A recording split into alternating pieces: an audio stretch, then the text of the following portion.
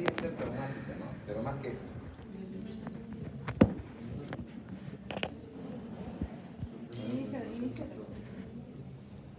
Inicio de menstruación, un poquito, no es frecuente, ¿no? Entonces podría ser trauma, podría ser, por ejemplo, un golpe en, no sé, en una bicicleta, puede ser una violación. Pero más frecuentemente una niñita podría sangrar, por ejemplo, por una parasitosis, ¿no? Porque les pica la vaginita, porque el germen fácilmente sube del ano, se va hacia la vagina, y se arañan, se rasgan, y eso puede causar sangraditos, ¿no? Y a veces pues, sus papás se vienen escandalizados. Es algo más o menos frecuente. Yo pienso que estaría en el primer grupo de causas de sangrado en una niña de 8 años, ¿no? Sangrado genital. Y en una joven de 25 años. ¿Ah? Sí, claro. O sea, es bastante frecuente, ¿no? Que obviamente una mujer en edad reproductiva que tenga un sangrado activo, sobre todo si es un sangrado profuso o es un sangrado más o menos abundante. Entonces sí debemos pensar casi inmediatamente que o está con una amenaza de aborto o está con un aborto incompleto. Tiene bastante relación con eso. Obviamente, el sangrado en mujeres en edad reproductiva pues, son mucho más variados de diversas causas, diversas índoles. Trastornos menstruales, puede ser por muy distintas razones, ¿no? Y dentro de los abortos hay una gran variedad, toda una gama de abortos, que me imagino que ya ustedes ya han desarrollado esto cuando han hecho servicio.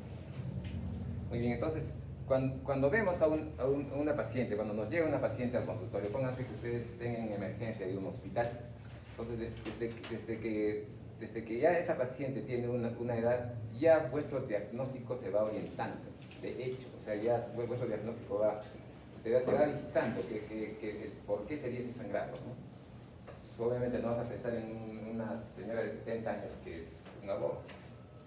Entonces ya vas cambiando. ¿Qué podría ser en una señora de 70 años? Un sangrado activo. Claro, puede ser un cáncer, ¿no? Tiene relación con cáncer. Pero probablemente sea más frecuente ya en un sangrado en una anciana, por ese sangrado por una sequedad vaginal. La sequedad vaginal puede dar sangrado, ¿no? Pero sí, obviamente, hay que pensar en una señora anciana que podría ser un cáncer de cuello uterino, un cáncer de endometrio, etc. Entonces, ya la edad nos está avisando. Esa es la idea. Esa es la idea de hacer una historia clínica. Esa es la idea. Entonces, y si estamos, ¿qué otra profesión? ¿Cómo abordaría a una paciente colega nuestra, médico, con sangrado, y cómo abordarías a una paciente del campo, una señora analfabeta? La verdad que es completamente diferente, ¿no? Completamente diferente, porque probablemente la colega nuestra ya va a venir con conocimientos previos, probablemente ya venga hasta con su diagnóstico, tener un diagnóstico previo, y pues de repente hasta se revisó un poco más de su problema que tú. Entonces por eso cuando ya eres especialista, entonces tienes que tener unos conocimientos ya bien definidos, bien firmes, de repente no vas a satisfacer su idea de tratamiento de esa paciente. Pero obviamente, si nos vamos al otro extremo, con una paciente, una señora del campo, quechohablante, analfabeta, entonces el abordaje de esa paciente va a ser completamente distinto. Probablemente, aparte del buen trato que debemos dar igual a esa paciente, probablemente al final nos guiemos más por el examen físico que por la anamnesis que vayamos a obtener, ¿no? Porque va a ser un poco difícil también el sacar datos. Entonces, cambia eso, incluso el manejo mismo cambia. Tenemos, por ejemplo, un LIE de alto grado, que es una lesión premaligna de cuello uterino. tenemos una paciente de Chumbivilca, por ejemplo, en la comunidad de Chumbivilca, un líder de alto grado, un líder de bajo grado, no pongamos un líder de bajo grado, que hay que hacerle un seguimiento, cada 6 meses hay que tomarle su Papa Nicolau, por ahí si necesita su colposcopía más, ¿no? Esta señora, pues, usualmente no les importa, no les importa. Y a veces el tratamiento podría variar, lamentablemente. Si es una señora un poco mayor, a veces podrías decir, pues, ¿qué hago con esta señora? Si no va a venir a los controles, no va a ayudar en nada. Entonces le puedes plantear una solución de repente un poco más agresiva, no quirúrgica, sin necesidad de ser quirúrgica. Pero una señora de la ciudad, ella sí va a estar en todos sus controles y se va a manejar, se va a poder manejar la patología adecuadamente. Es completamente distinto, ¿no? Entonces cada cosa es distinta. ¿El estado civil en qué nos ayudaría? ¿Cuál sería la diferencia entre atender a una soltera, una casada, una viuda, una divorciada?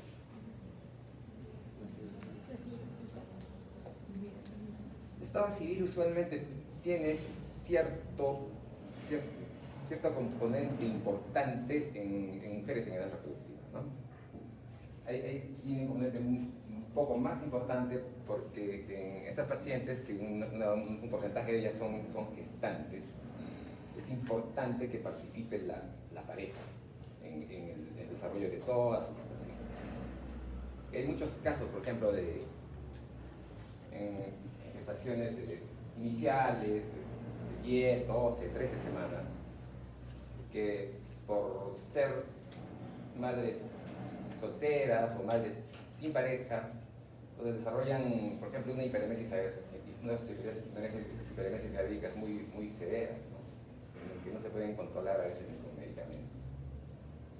¿Ya? Entonces, ahí en ese caso, por ejemplo, tendría bastante relación esto, ¿no? Obviamente hay parejas que acuden siempre a sus controles hay gestantes que acuden siempre a sus controles con sus parejas. Es bonito, ¿no? Es una persona sumamente interesada en la salud de su mujer, de su pareja. Pero hay otras parejas que viven solas, teniendo su marido, no están en los controles, como que no les interesa. Entonces, eso también va a desarrollar, pues, de repente, va a condicionar que el embarazo no tenga las mejores condiciones, sobre todo emotivas, psicológicas. Entonces, por eso nosotros debemos fomentar más con las pacientes de periferia, por ejemplo, ustedes cuando hagan sus segundos, que asistan a sus parejas a los controles. Entonces ya nos estamos comprometiendo a sus parejas a que participen también de ese embarazo. Porque pues, imagínense en periferia, imagínense en un pueblito de Acomayo, en las comunidades de Pisa, son sociedades un poco más machistas, ¿no? Más machistas. Las mujeres las tienen en un segundo o tercer plano, lamentablemente. Pero lo importante es que eso está cambiando ya bastante. Eso es bonito. Religión. ¿Qué problemas nos podría traer la religión en una paciente ginecológica? A ver, tú. Va a depender, por ejemplo, hay algunas religiones que tienen una idea un poquito machista al que no cree que su pareja sea revisada por un ginecólogo, por ejemplo. Entonces, creo que eso influye mucho porque les limita a que puedan tener una mejor calidad de salud en cuanto, por ejemplo, si está embarazada. Claro, sí es cierto. Podrían haber religiones, no es tanto eso, ¿no? Es más educación. Me acuerdo hace muchos años que fueron un grupo itinerante de salud a la selva norte del país, o a la selva central del país, me parece. esos grupos itinerantes entraban a lugares donde no había acceso, o sea, entonces entraban en balsas. Actualmente me parece que ya no hacen esta actividad. Era bueno, ¿no? El sentido era bueno. ¿No? Que aparentemente una de las nativas de ahí, de esas comunidades, se le practicó un examen ginecológico y los nativos se enojaron. A mí me parece que un grupo de ignorantes los mataron en esta actividad. Imagínense a lo que se puede llegar, ¿no? O sea, porque ellos no están acostumbrados a que los examinen a sus mujeres, etc. Tienen una actitud completamente diferente. Y en religión, pues, ¿qué es la religión? ¿Qué complicaciones nos trae? En ginecología nos trae bastantes complicaciones de religión. Testigos de Jehová me parece que se oponen completamente a las transfusiones de sangre, ¿no? Y son radicales, o sea, así que se mueran, no aceptan que se les transfunda sangre. O sea, hay mujeres con miomatosis, por ejemplo, que están con sus 5, 6, 7 de hemoglobina y no aceptan que se les transfunda sangre. O mujeres con placenta breve, etc. Entonces, sí, o sea, la religión también tiene su componente importante. Entonces, por eso cuando hacemos una historia clínica tenemos pues que ir viendo todos esos aspectos que sí tendrían importancia, ¿no?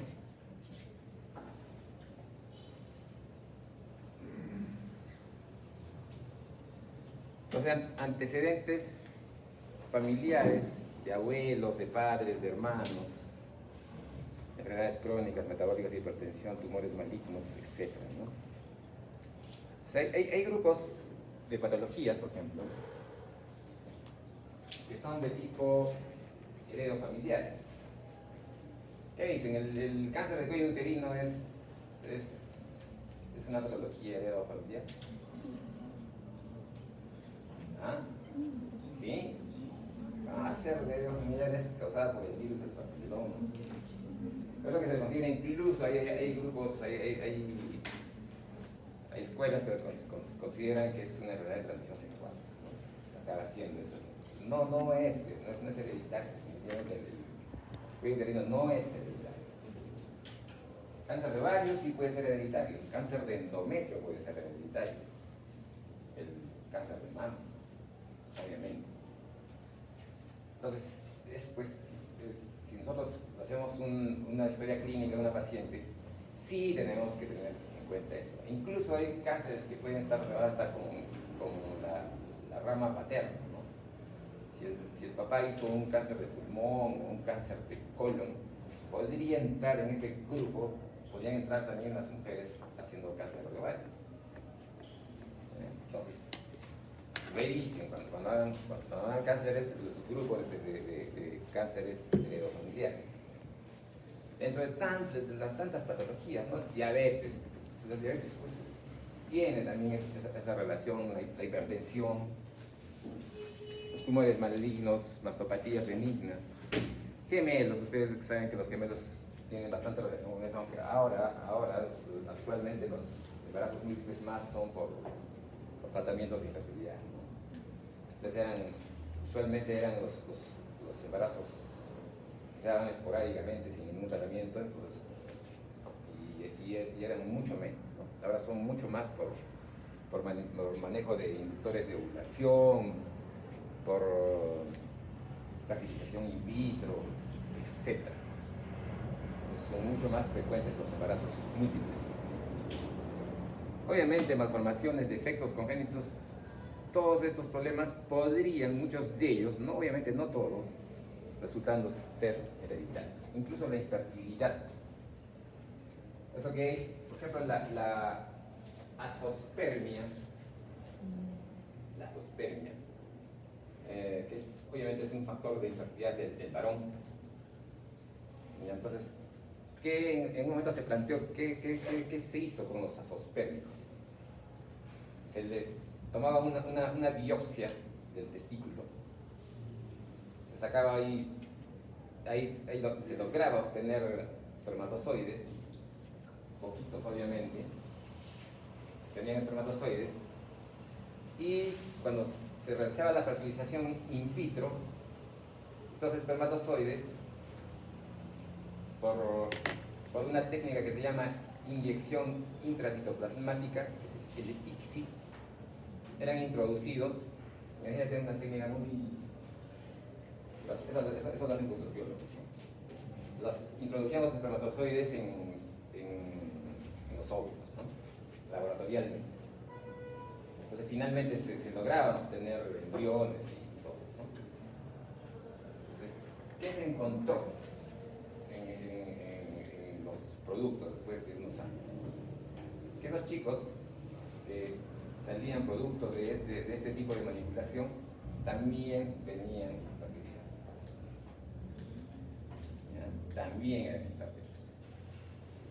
Entonces, lamentablemente, por ejemplo, en infertilidad nuestras políticas pues no están, hay un vacío legal enorme, ¿no? Entonces no están legisladas muchas cosas. Entonces, y ahí también ya entra ya la ética de nosotros, o sea, de qué es lo que vamos a hacer después. Porque hay en muchas profesiones, en muchas carreras, incluidas la ginecología, ya hay algunas áreas que se han hecho sumamente comerciales, ¿no? Y eso no es muy bueno, no es muy bueno. Siempre hay que pensar en lo bueno o lo malo que estamos haciendo, por ejemplo, haciendo este tipo de procedimientos. ¿Será bueno embarazar a una señora de 52, 53 años? ¿Será bueno? Que eso es lo que se está haciendo actualmente, ¿no? Creo que no. Discutible, ¿no? Sumamente discutible, porque al final es decisión de ella que quiere tener su hijo. Pero imagínense ese niño cuando ella tenga sus 65 años, va a tener 15 años. ¿Sí? Entonces, son muchas cosas que posteriormente, probablemente algunas sean completamente prohibidas y otras aceptadas.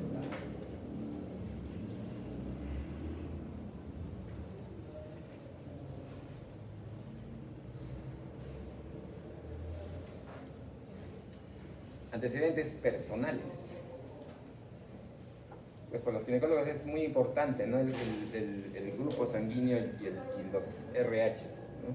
Es sumamente importante. Porque hay toda una patología, pues, cuando han hecho obstetricia, han desarrollado pues la incompatibilidad de RH, ¿no? Me imagino que se han revisado o no han revisado. Entonces, todo lo que puede generar es esa incompatibilidad de RH. Y tanto en la mamá como en los fetitos. Entonces, obviamente si tenemos para empezar una paciente RH, imagínense RH negativa, con una placenta previa, y vamos a tener que tener paquetes globulares listos para transfundirle, y esos paquetes a veces no podemos contar fácilmente con este tipo de paquetes. O sea, hay una técnica que se llama autotransfusión homóloga, me parece, donde a la señora se le va sacando paquetes mientras está con una buena hemoglobina y se va teniendo una reserva, ¿no? Para que en un momento determinado esto nos ayude, etc. Pero así es. Entonces, es importantísimo, o sea, un grupo sanguíneo, RH, también en los recién nacidos, pues va a causar pericias, a veces pericias muy marcadas, con kernígeros y todo. Entonces, igual juega un papel muy importante los grupos sanguíneos de RH. Antecedentes médico-quirúrgicos.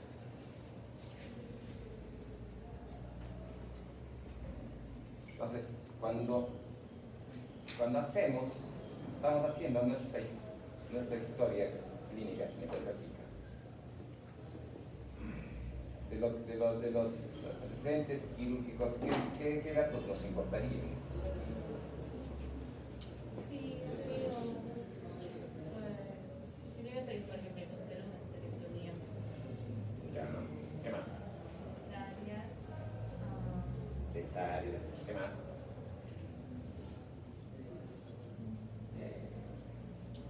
sí he tenido un embarazo ectópico. Sí, es importantísimo también. ¿Qué más?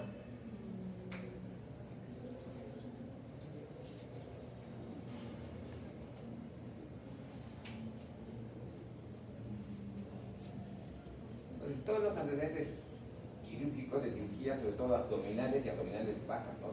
Son las cirugías que nos interesan a los ginecólogos. El legrado uterino, eso es importantísimo. ¿Qué podría ocurrir con una paciente que la han legrado como 5, 6, 7, 8 veces? Así es. Puede acabar siendo un síndrome de Asherman, ¿no? ¿Qué es el síndrome de Asherman? ¿Cómo se expresaría un síndrome de Asherman? Claro, está pegado, pero al final, ¿qué podría ser? ¿Qué nos llamaría la atención de un síndrome de Asherman?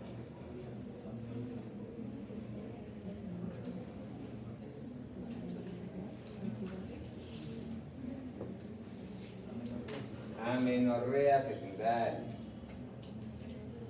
Es una causa importantísima, ¿no? Porque esa mujer sí se ha alegrado tanto que se han pegado sus paredes que finalmente no va a menstruar. No va a menstruar. Le vamos a hacer todos sus perfiles hormonales, le vamos a pedir su FSH, LH, estradiol, prolactina, TSH, T4 libre, todo lo que podamos pedir para tratar de averiguar por qué no menstruó esa mujer. Entonces, y al final todo va a estar bien. ¿Ya? Entonces hay que pensar en esa causa, ¿no? Ustedes se han alegrado, sí, claro, buscar esa causa ahí. Y una vez diagnosticada, porque el diagnóstico no va a ser fácil de un síndrome de Asherman. ¿Cómo sería el diagnóstico de un síndrome de Asherman? ¿Con qué haríamos? ¿Con qué exámenes auxiliares?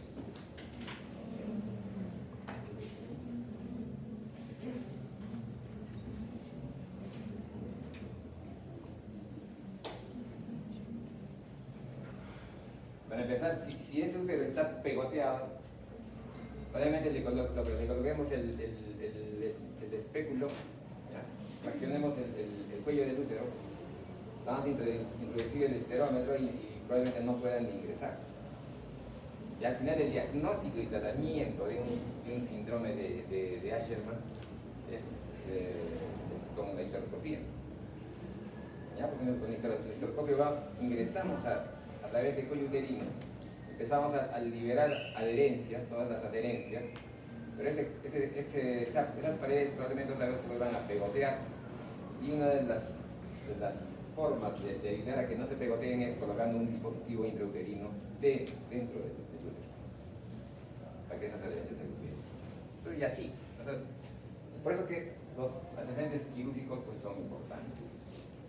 Una paciente cesareada 2, 3 veces, ¿qué nos podría causar? 2, 3 o 4 veces. ¿Qué podría causarnos? ¿Ah? ¿Qué? Vía de herencias. Bueno, eso es más frecuente, pero algo más grave que eso. Pura sí, ¿ah? ¿Qué? Claro, hay más contenido de uterina, pero algo más, un poco más frecuente y más grave. Acretismo placental. El acretismo placental. El acretismo placental pues con una mortalidad alta. Una mortalidad alta, altísima. Y es que estamos rebasando obstetricia. Entonces, dentro del acretismo placentario, dependiendo del grado de acretismo, es una placenta péricreta que se atraviese todas las capas del útero y que incluso a veces tome otros órganos como la vejiga. ¿Ya? Entonces, este acretismo placentario,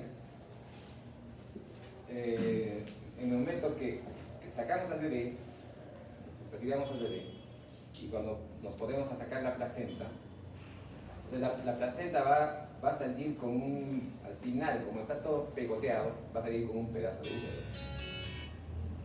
¿Ya? Y si está pegoteado más a otros órganos, imagínense, es un sangrado masivo. Entonces, cuando se hace el diagnóstico de agriepismo placentario en un país un poco más desarrollado que el nuestro, entonces se entra con un equipo de profesionales, o sea, cuando se hace un buen diagnóstico, se entra con un cirujano, con un urólogo, incluso a veces con un cirujano cardiovascular, todo un equipo. Entonces, obviamente la mortalidad materna va a ser menor, porque es una cirugía sumamente planificada. En cambio, en nuestro país, a veces viene una paciente con placenta previa y con agriepismo placentario, y entra pues a traer el ginecólogo con el interno, con el residente, ¿no? Ahí sí nos metemos en serios problemas. Es evidente, entonces, ¿y ahí dónde contaron los antecedentes? Los antecedentes. Importantísimo. Cuando hacemos una buena evaluación, una buena anamnesis, entonces ya con los antecedentes nos estamos guiando. Ya estamos pensando en con qué nos podríamos encontrar y qué tipo de tratamiento vamos a dar a esa paciente.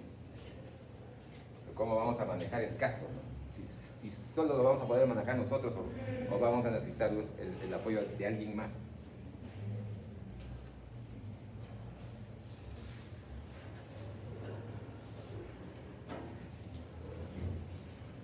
Obviamente las alergias, las transfusiones, pues en ginecología se hacen bastantes transfusiones y hay que tener a los familiares. Por ejemplo, cuando nos viene una paciente ginecológica y más que está sangrando, tenemos que tener a su grupo familiar que estén al tanto, que estén alerta, porque en algún momento podríamos necesitar que sean donantes.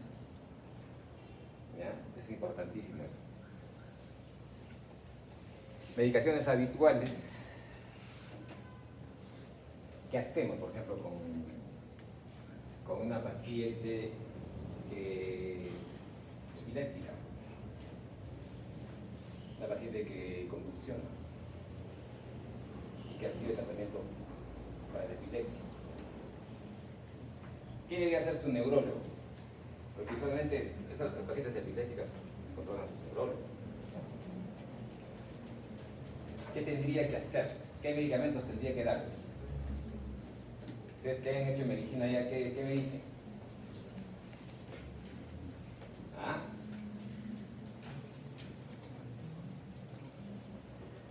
¿Qué me dicen?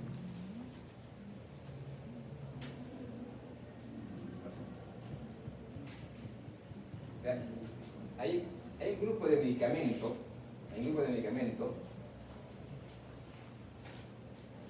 que se pueden dar, que se deben dar, no solo se pueden dar, se deben dar a mujeres en edad fértil. Y hay otro grupo de medicamentos que usualmente van mejor incluso porque previenen mucho más las convulsiones, como el ácido valproico, como la carbamazepina, que tienen un efecto teratogénico bastante alto.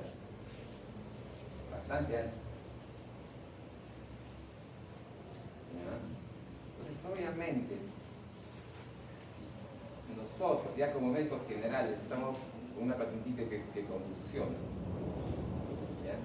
Entonces, de hecho, que esos medicamentos no deberían ser usados en una mujer en edad fértil. Hay otros medicamentos como la lamotrigina, el dietilde,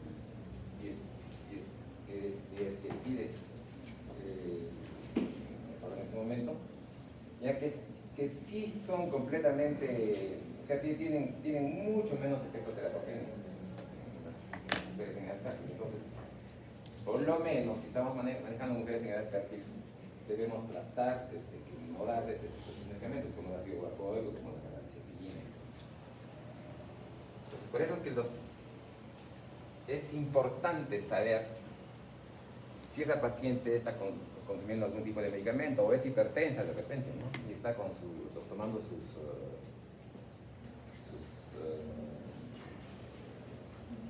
medicamentos como el enalapril, el captopril, que también están contraindicados en el embarazo, ¿no?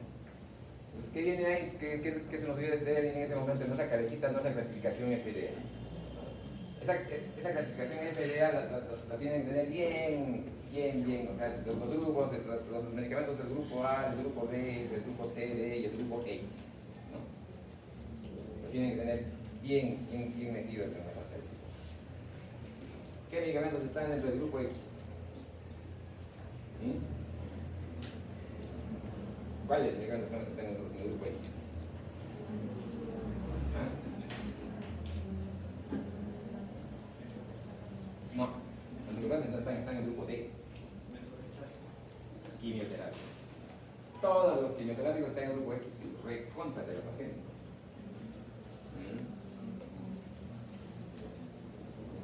Los anticonvulsivantes, los ansiolíticos,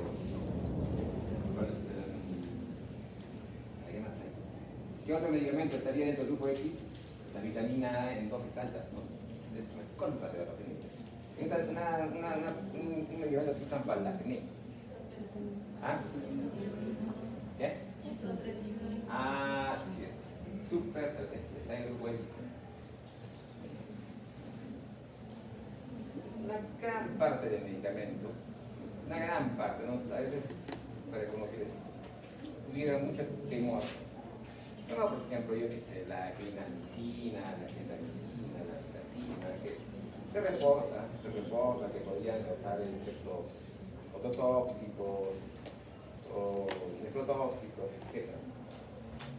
Usualmente en casos de infecciones manejamos estos medicamentos y la verdad que no, sus efectos son muy... no se ven, probablemente los pediatras por ahí den alguna recomendación o le harán unos proyectos, pero son mínimos. Por eso a veces hay mujeres ya con otras intenciones, le van al consultorio, está con una gestación inicial. Me he tomado un antigripal, me he tomado un antibiótico, todo, que este embarazo no puede seguir. Eso es típico. Eso es típico. Y no va a pasar nada. ¿Qué te has tomado esto?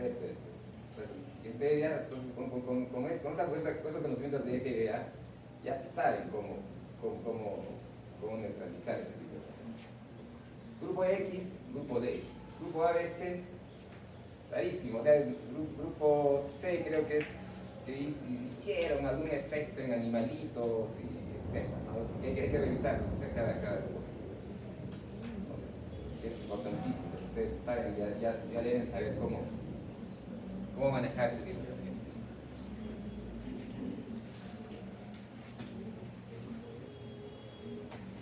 Y antecedentes ginecológicos: menarquia, menopausia. ¿Qué dice la menarquia? Cuéntame. La menarquia. ¿Cuáles son las edades extremas de la menarquia? Del 9 al 12, no, del 9 al 21. A ver, alguien que tiene otro concepto de la menarquia. Bueno, lo mismo, pero vendría a ser entre los 9 y 18 o 16. Se considera de 8 a 16 e incluso a 12, 14 cuando no se están dando los caracteres sexuales secundarios, que no están dando de 8 a 16. Pero a veces si una niñita empieza a menstruar con más de 8 años, no tenemos por qué hablar. Ciertamente es una menarquia un poquito adelantada, pero no podría estar dentro del grupo de una menarquia precoz. Obviamente el mayor grupo de mujeres empiezan a menstruar entre los 11 y 12 años, el gran grupo. Ahí es la moda también con la mediana. ¿Y la menopausia?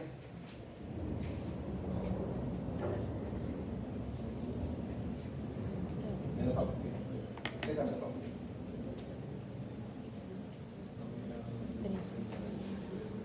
Ya, deja de menstruar. ¿Y por cuánto tiempo deja de menstruar?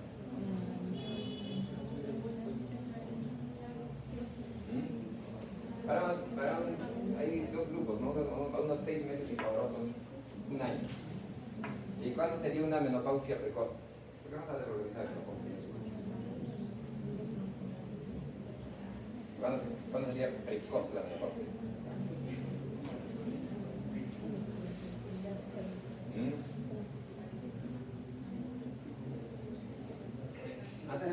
Antes de los 40 años, ¿no? Incluso hay grupos que están antes de los 35 años. Menopausia tardía, más de los 55 años. Bueno, vamos por ahí.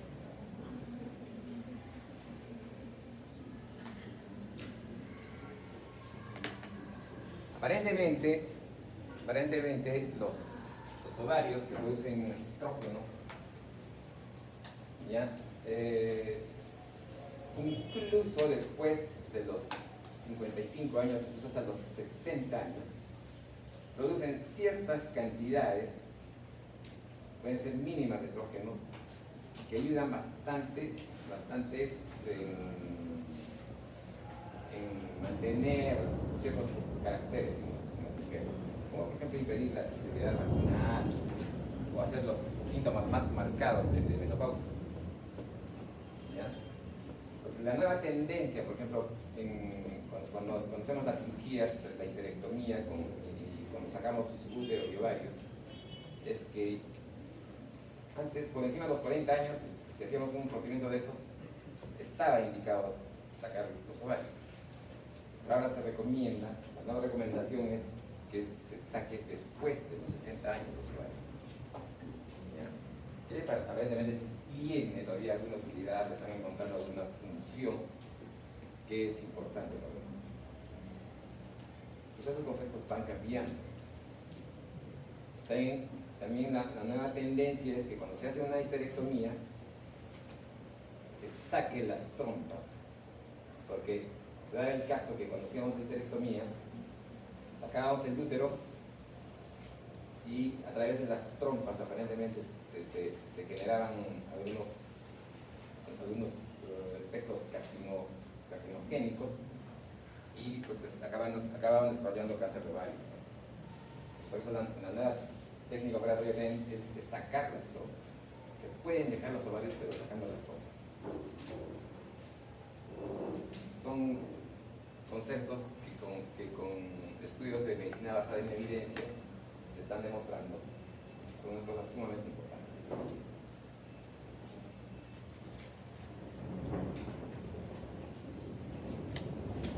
Menopausia, fórmula menstrual, caracteres menstruales.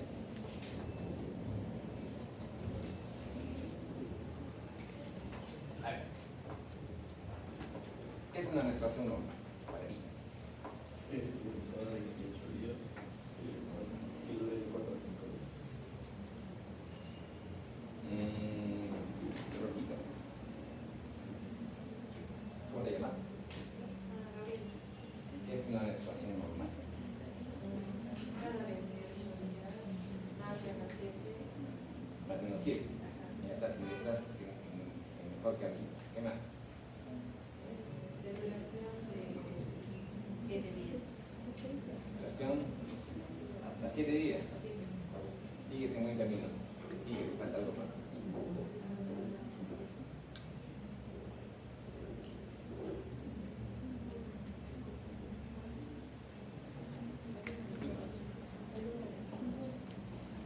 Volumen de 80 ml, ¿no? Algunos consideran 120, otros 80. Entonces, es importante saber eso, ¿no? Entonces, si es 28 más menos 7, si una mujer menstrua entre los 22 y 35 días, está dentro del grupo de mujeres que se podría considerar que tienen una menstruación normal, ¿no? Entonces, porque van a haber señoras que van a menstruar a los 28, que van a menstruar a los 30, 30 días, y decir, no, mi menstruación es completamente irregular. Esas pequeñas variaciones no nos dicen que es una menstruación anormal, es una menstruación completamente normal. ¿Ya? Es cierto que hay mujeres que tienen ciclos mucho más ordenados, casi exactos, y otras mujeres que pues, varían su ciclo, ¿no? Pero esa es una menstruación normal. El volumen es importante. El volumen. ¿Ya? Porque pueden haber menstruaciones abundantes. ¿En qué casos podrían haber menstruaciones abundantes?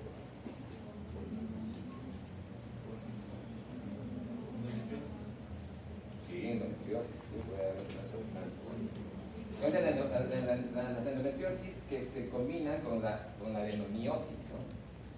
Que tengan una idea más o menos de la endometriosis, ustedes ya me imagino que habrán revisado algo. La endometriosis es la implantación del endometrio en lugares que no son el endometrio. Si el endometrio está en el ovario, es una endometriosis. Pues. Si el endometrio se metió al intestino, encima del intestino grueso o sobre la vejiga, esa es una endometriosis. Si el endometrio se metió en el músculo uterino, esa también es una endometriosis, porque no le corresponde estar ahí al endometrio. Entonces, a ese tipo de endometriosis se le dice endometriosis interna o adenomiosis. Entonces, obviamente, una endometriosis sí nos puede dar un sangrado abundante. Una menstruación abundante. ¿Qué otra patología nos puede dar una menstruación abundante? Los miomatosis, ¿no? Sobre todo los miomas submucosos. ¿Qué otra patología más por ahí? Los pólipos endometriales. ¿Cuál es la diferencia? ¿Cuál es la diferencia entre un pólipo y un mioma? A ver. El pólipo, doctor, es una producción de la mucosa. ¿De dónde? De Del endometrio. ¿Y el mioma? Del músculo. Es completamente diferente. El origen es completamente distinto y de ahí obviamente. ¿Y cómo diferenciarías un pólipo de un mioma? el pólipo no sangra. Los dos sangran. Los sangran. Claro, la biopsia puede dar el resultado final, pero antes de la biopsia, ¿cómo harías el diagnóstico diferencial?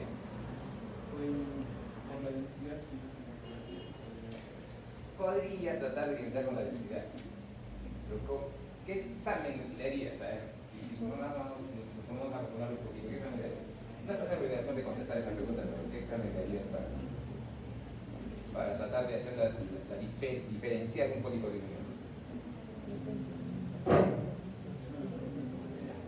Entonces, nosotros hacemos bastante un examen que se llama la histerosonografía, que ustedes también van a tener que revisar, porque vamos a entrar a un grupo, creo que en la siguiente o en la subsiguiente clase, vamos a desarrollar exámenes auxiliares en ginecología. Este examen se llama la histerosonografía. ¿En qué consiste la histerosonografía? Introducimos líquido a través del cuello uterino dentro de cavidad uterina, ¿ya? Y estando con cavidad uterina con líquido, cloruro, que introducimos, hacemos una ecografía transvaginal. Entonces, y ahí vemos si es un pólipo o mioma. ¿Qué característica básicamente tiene el pólipo? Los pólipos tienen una circulación central, que si hacemos una flujometría Doppler, a ese pólipo va a estar ahí con su circulación. Los miomas no, es más una circulación periférica, no se ve en los vasos, ¿no? Pues es una forma de diferenciar pólipo y mioma. ¿Ya? Y pues los pólipos, obviamente el tratamiento es un poco más fácil, podríamos retirarlos fácilmente con un legado uterino, pero los miomas podrían resultar siendo mucho más complejos, sobre todo cuando un porcentaje de miomas esté bien metido en un músculo, ¿no?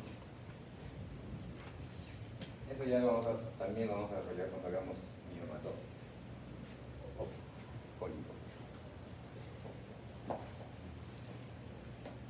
Muy Muy bien, menarquia, menopausia, anticoncepción, fórmula menstrual, caracteres. Entonces, en la fórmula menstrual, ¿cómo iría nuestra fórmula menstrual?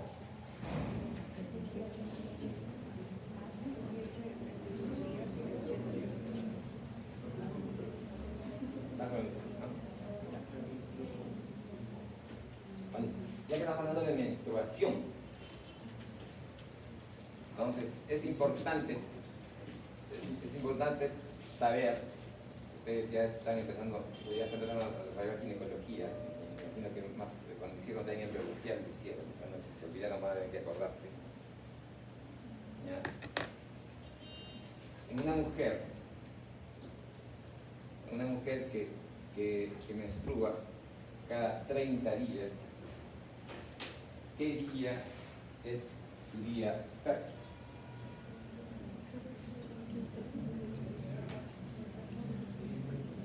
Entonces, 15.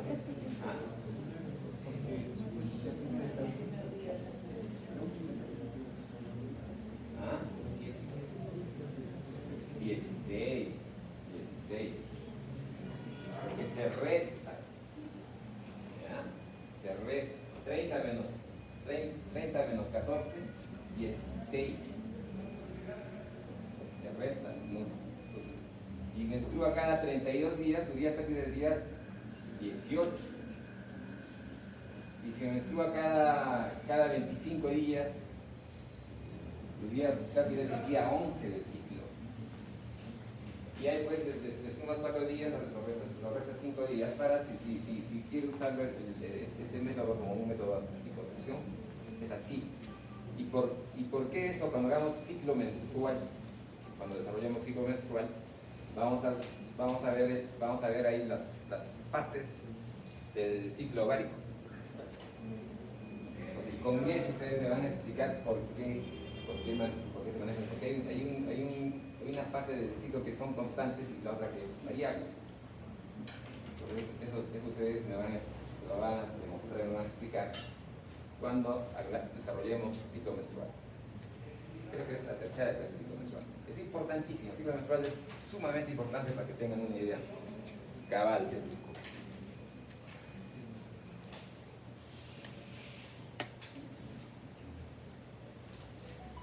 Anticoncepción. Entonces, obviamente, una mujer en edad fértil, pues vamos a preguntarle si usa anticonceptivos o no. Y si ya está usando anticonceptivos, ¿qué nos podría producir, por ejemplo, las inyectables mensuales o trimestrales? Sí, ¿verdad? ¿Ya? Claro, náuseas, cefaleas, ¿qué más? Incremento de peso, ¿no? Hay un grupo de pacientitas que se suben de peso, incrementan su peso. ¿Qué más? Acné. ¿Por qué tendrían que estar aquí? Creo que se enamora de Carmen.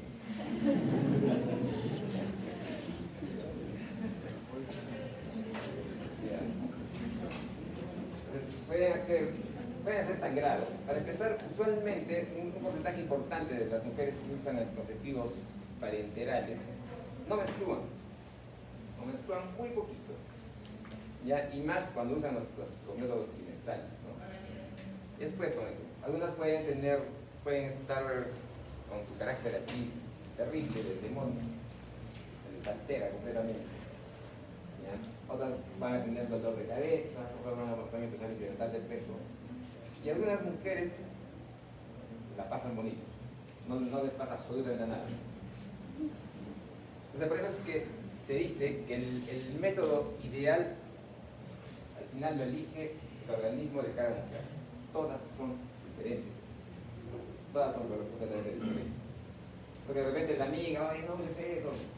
No es cierto, no es cierto. Es probable que sí le vaya muy bien con ese método. ¿Ya?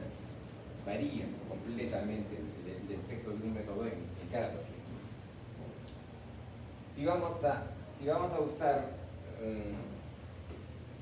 anticonceptivos orales, ¿qué deberíamos tener en cuenta? ¿Por qué no deberíamos darle anticonceptivos orales a una mujer? Efectos adversos. ¿Qué efectos adversos? Muy bien, pues antes de neoplasia no le damos fórmulas. ¿Qué otros efectos? Tromboembolismos importantísimos. Mujeres con varices, mujeres con migrañas. Mujeres con migrañas no deberían usar anticonceptivos orales. ¿Qué más? Cardiopatías.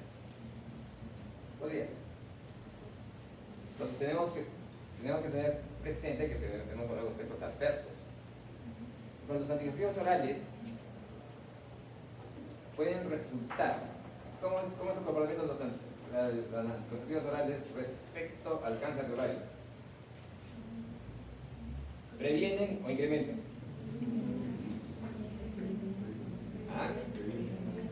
Previenen el cáncer de ovario. ¿Por qué creen? ¿Por qué creen que puede prevenir el cáncer de ovario? Claro, porque hay menos ovulaciones, menos efectos que pueden resultar siendo traumáticos en los ovarios, y al final todo el efecto carcinogénico resultan previniendo cáncer de ovario. Pero lo que sí incrementan es el cáncer de mama, ¿no? El cáncer de mama y el cáncer de pulmón.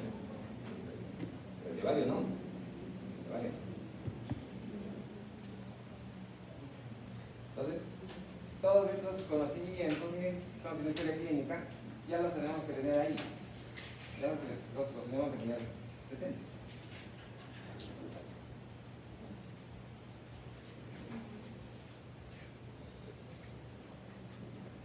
Ginecopatías e intervenciones ginecológicas. Obviamente se nos debe interesar, ¿no? Por ejemplo, cuando estamos manejando infertilidad, una mujer con endometriosis, una mujer que ha tenido abortos repetidos, a partir de cuando estamos hablando de abortos espontáneos, a partir de cuántos abortos espontáneos la consideramos una abortadora habitual. Para muchos de 3, ¿no? Y para otros de 2. También es importante tener en cuenta la edad. Si lamentablemente una paciente empieza a intentar embarazarse, es decir, un aborto tiene a los 33 años, típica médico, ¿no? O sea, quieren embarazarse a los 40, 50, 33 años. Y luego, siguiente pérdida a los 35 años. Ya tenemos que considerar una abortadora habitual porque esa mujer lo más probable es que nos siga repitiendo. Entonces hay toda una batería de exámenes que hay que hacerle a una abortadora habitual. Por ejemplo, ¿qué exámenes le haríamos? ¿Qué puede hacer que esta mujer esté abortando habitualmente? El síndrome de Tucumán. Muy bien. ¿Qué otro examen? Hay que descartar. TOR. Toxoplasma, rubiola, citovirus. ¿Qué más? Malformaciones uterinas, sí, claro. ¿Qué más? ¿Qué otros exámenes tendrían que hacer? Las trisomías, por lo tanto, tendríamos que hacerle un cariotipo, tanto a ella como a su pareja. Entonces, ya vamos ahí, vamos haciendo nuestros diagnósticos por aquí, Es importantísimo. Para que se den cuenta la historia clínica, lo importante que es la historia clínica, lo mucho que nos puede ayudar la historia clínica en todos los casos, ¿no?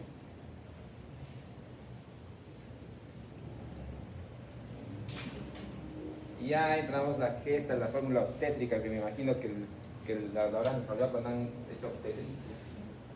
Un día hacemos un ejercicio de la fórmula obstétrica, que es importantísimo también. Eso yo pienso que tiene que hacerlo ya en los grupos. Es más, lo vamos a hacer en el grupo que me toque, vamos a hacer la fórmula obstétrica. Gesta para otros, aborto, embarazo ectópico. Aborto. ¿Cuáles son las fases de un aborto? ¿Cómo empieza un aborto? A ver, tú, ¿cómo empieza un aborto? ¿Cómo te llamas?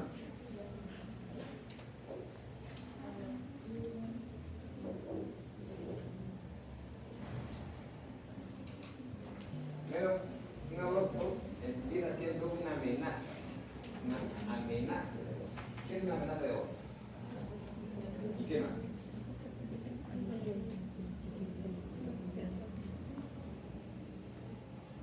Sangrado, dolor. ¿Ya? Una mujer que está gestando, estás en emergencia, estás esperando a que tiene sangrado y dolor, es una amenaza de aborto. Tienes que cicatrizar esa situación. Aparte de hacer la ecografía, pedir exámenes laboratoriales, todo. Es una amenaza de aborto y tienes que cicatrizar. ¿Qué le sigue a la amenaza de aborto?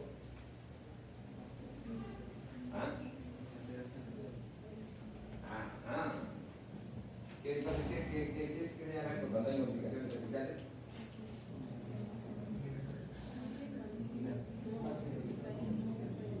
Aborto inminente.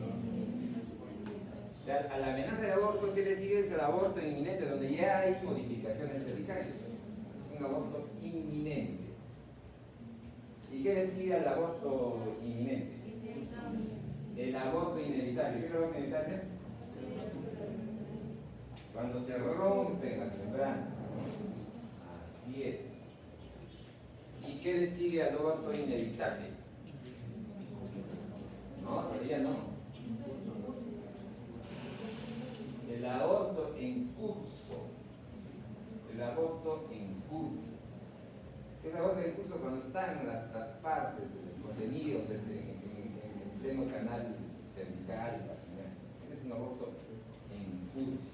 Y ahí recién tenemos el aborto completo o intento. Entonces todo ese proceso también tiene que estar en nuestra cabecita.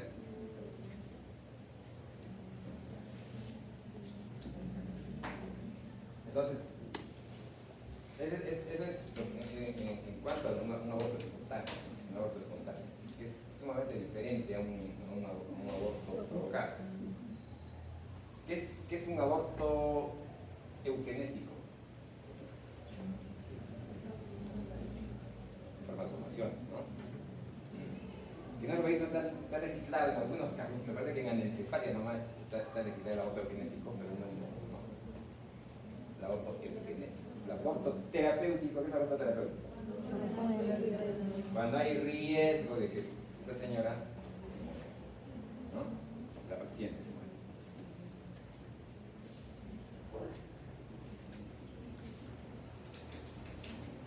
Entonces, obstétricos, características de recién nacidos, si ese bebito fue grande, fue chico, importa bastante, ¿no? Si una mujer tuvo un parto normal y su bebito pesó 4 kilos y ahora tiene un trabajo de parto y ese bebito pesa 3,700, entonces yo pienso que tiene bastantes posibilidades de una mujer de tener otro parto normal, ¿no? Entonces, las características, por eso hay que preguntar a esa paciente, ¿cómo fue su parto? ¿Fue parto normal, por cesárea? ¿Cuánto pesó su bebito? ¿Cómo fue? ¿Fue un parto dificultoso, traumático? ¿Sangró bastante después del parto? Todo eso ya nos interesa. Solamente las hemorragias postparto se repite de un embarazo al otro, se repite, casi seguro que se repite. ¿Ya? Obviamente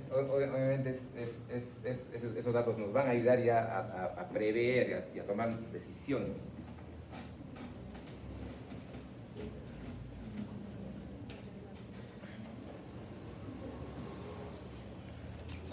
Dolor.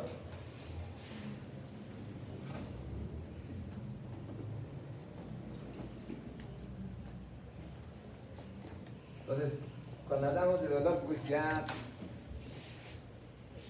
ustedes han hecho su semiología, han dividido la barbillita en ¿cuántos cuadrantes? En 9 cuadrantes, ¿no? Entonces, estos 9 cuadrantes, los que más nos interesan a los ginecólogos, cada uno se agarra a su sitio, pues. Los cirujanos, su hipocondrio derecho. A los ginecólogos nos interesa toda la parte baja, nos interesa el hipogastrio y ¿cómo se llaman los costados? Los flancos, ¿no? Los flancos. Así es. ¿Ah? Las fosas, claro, más las fosas ilíacas, más de los flancos. La fosa ilíaca también le interesa al cirujano, la fosa ilíaca izquierda, ¿no? La fosa ilíaca derecha, donde está el apéndice. Muy bien. Entonces, son dolores que se van a localizar pues, en esa zona. ¿Por qué razones pueden localizarse? Por una enfermedad inflamatoria pélvica, por ejemplo, por un quiste de ovario, y más si es apelículo torcido. ¿Por qué otra razón se localizaría el dolor en esa zona? Por un embarazo ectópico. Entonces, y en cada caso vamos haciendo el diagnóstico diferencial, ¿no? Y obviamente la infección urinaria, que usualmente más acabamos, que debería ser un manejo de medicina, termina siendo manejada por ginecólogos.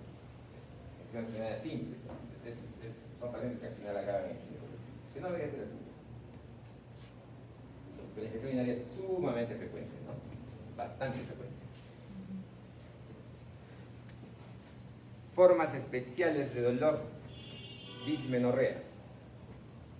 ¿Qué es la dismenorrea? Ustedes saben eso, ¿no? Es el dolor menstrual. Que puede tener diferentes intensidades. Y un porcentaje importante de la dismenorrea está relacionado con qué diagnóstico?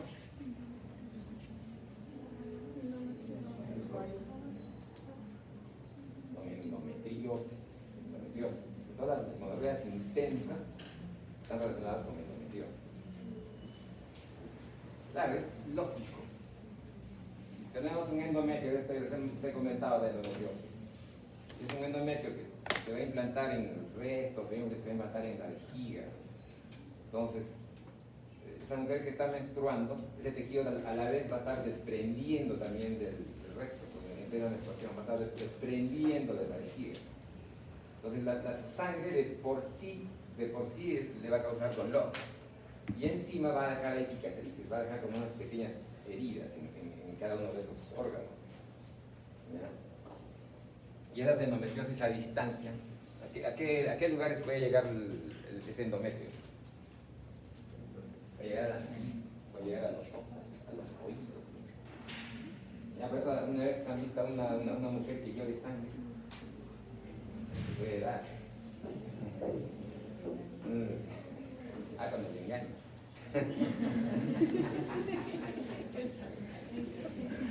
Está bueno.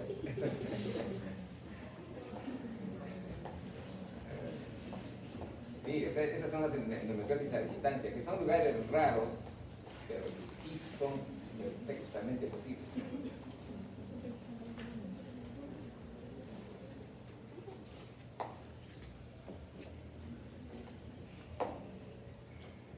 Tensión premenstrual. ¿Qué me dicen, chicas? ¿Ustedes han hecho alguna vez tensión premenstrual, no? Cuéntame.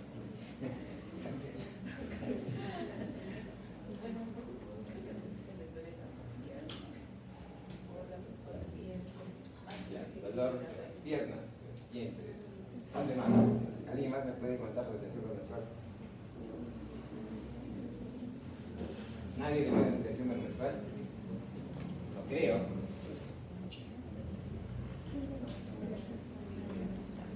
Sobre todo las mamas, ¿no? O sea, el dolor mamario antes de menstruar es parte de una tensión premenstrual, ¿no? Por eso pues, se dice que las mujeres son cíclicas, ya son completamente diferentes a nosotros, porque ellas sus estados de ánimo, sus estados de humor van a depender bastante también de su ciclo menstrual. ¿Es así o no es así? ¿O qué opinan? Por eso a veces son incomprensibles. ¿Quién las entiende? ¿Quién las entiende? Entonces, claro, pues, ahí puede haber un dolor mamario, premenstrual, un estado de ánimo venido a menos premenstrual. Obviamente va a ser diferente eso en cada probablemente hay mujeres que hagan menos de eso y otras mujeres que hacen mucho de eso. Hacen mucho dolor de mamas, mucho dolor hipogástrico, mucho dolor en las piernas, en distintos lugares puede haber molestias, cefaleas, etc. Entonces todo eso al final va a ser parte de una tensión premenstrual.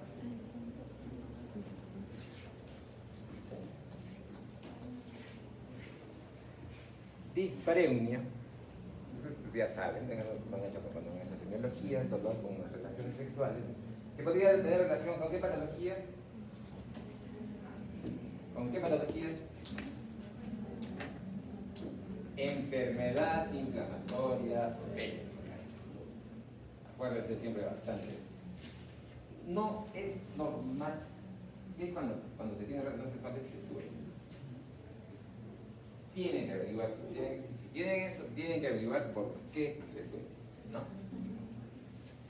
Díganme.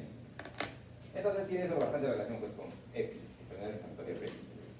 Puede tener también relación con un quiste de ovario, con otras patologías, pero la causa más frecuente de dispareunia es la enfermedad inflamatoria pélvica.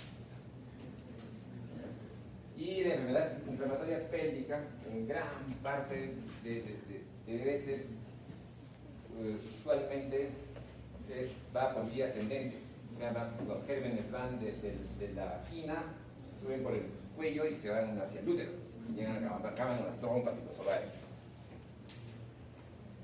Entonces, ¿qué gérmenes son los más frecuentes en la enfermedad inflamatoria pélvica? La clamidia trachomatis.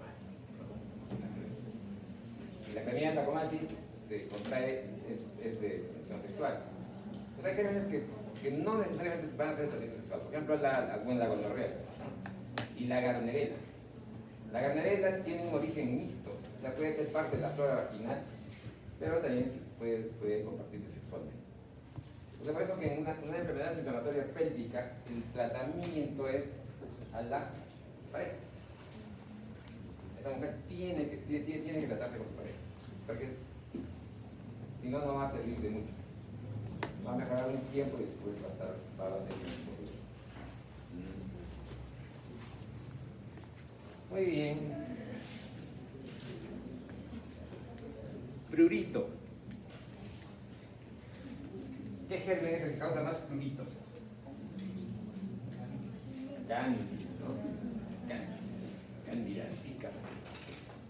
Hay algunos tipos de cándida que son resistentes, ¿no? La cándida glabrata, por ejemplo, es sumamente resistente al tratamiento antimicótico.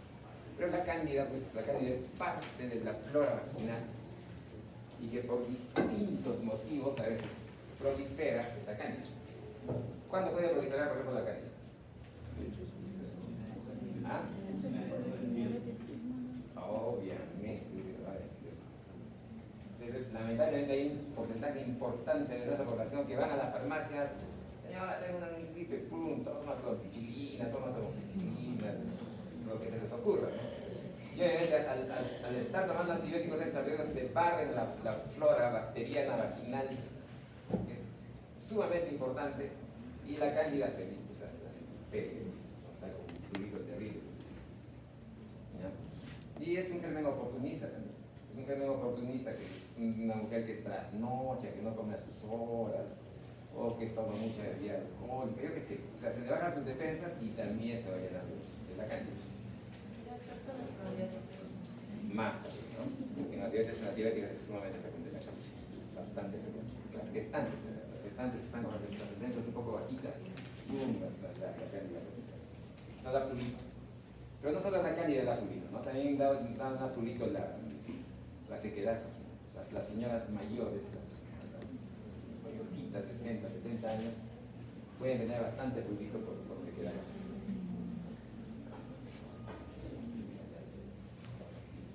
Disconformia. Flujo. Motivo de consulta, flujo. Leucorrea.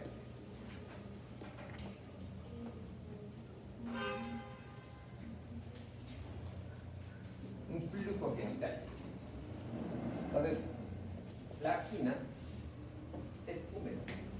Y más en una mujer en edad fértil. Es húmeda. No esperen tener una vagina seca tampoco. Hay muchas pacientes que se enojan por manchar un poquito las toallas. Es normal que las toallas se manchen a veces. No van a estar completamente secas. Entonces, y hay flujos, que, por ejemplo, el flujo de la mitad del ciclo. ¿Cómo es el flujo de la mitad del ciclo? Es un flujo transparente, es un flujo filante, ¿no? Y que nos podría servir también como una forma de detectar si está ovulando o no está ovulando, ¿no? Entonces es normal, ese flujo de la mitad del ciclo es completamente normal. En general, en cualquier momento, si es un flujo escaso, sin mal olor, no hay por qué molestarse, no hay por qué preocuparse. Un flujo abundante o con mal olor, sí tendría que preocuparse, ¿no? Sí, sí necesito una atención y ver qué tratamiento le vamos a dar. Entonces, obviamente, pues, durante la ovulación va a haber un flujo, durante el embarazo el flujo se incrementa, sobre todo por Gardnerella y por distintos gérmenes, porque cambia la flora vaginal y las mujeres van a tener más flujo. Con la excitación sexual, obviamente, va a tener, una mujer va a mojar más. ¿Qué glándulas ayudan a que se humedezca la vagina? Las glándulas de Bartolino, ¿no? Las glándulas de Bartolino.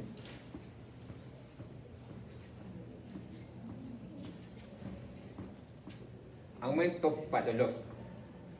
Entonces, cuando entramos ya a lo patológico, pues ahí ya entramos ahí a hablar sobre todo de los tres, puede ser por distintas otras razones más, pero ya entramos a hablar ya de los tres grandes grupos, ¿no? Porque pueden ser por tricomonas, por cándidas y por las vaginosis.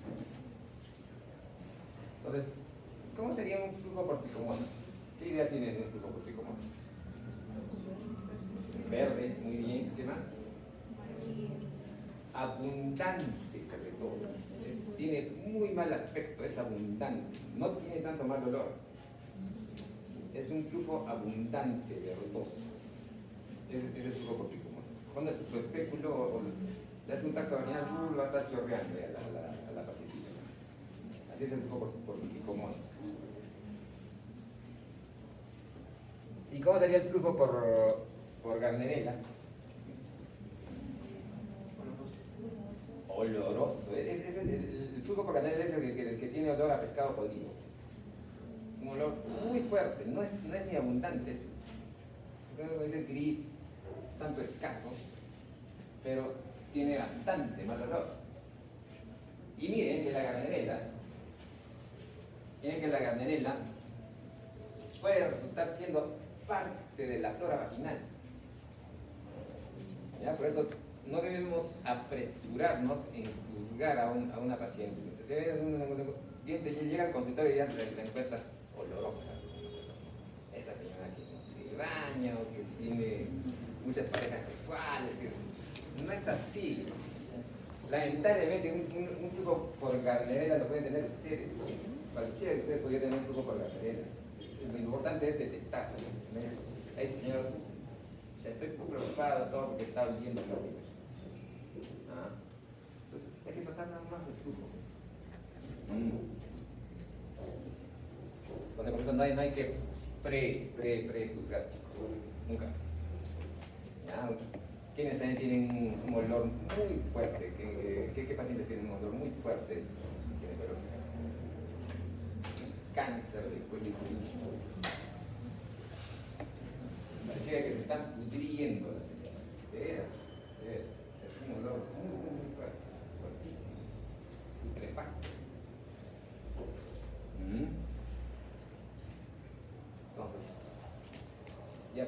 eso nos va orientando. Desde que entra la paciente ya al consultorio nos podemos ir orientando nuestro diagnóstico fácilmente. Y la candidiasis, pues ya hemos comentado la candidiasis, ¿no? Vamos a ver qué nos queda. Esos ya son de ritmo, perfecto. Vamos a entrar esto vamos a desarrollar cuando hablemos ciclo menstrual. Muy bien, entonces es así importante este primer encuentro con ustedes. Para mañana o pasado estaré en coordinación con vuestra delegada para ver cuál va a ser la segunda clase. Le voy a pasar de paso el sílabus para que ustedes también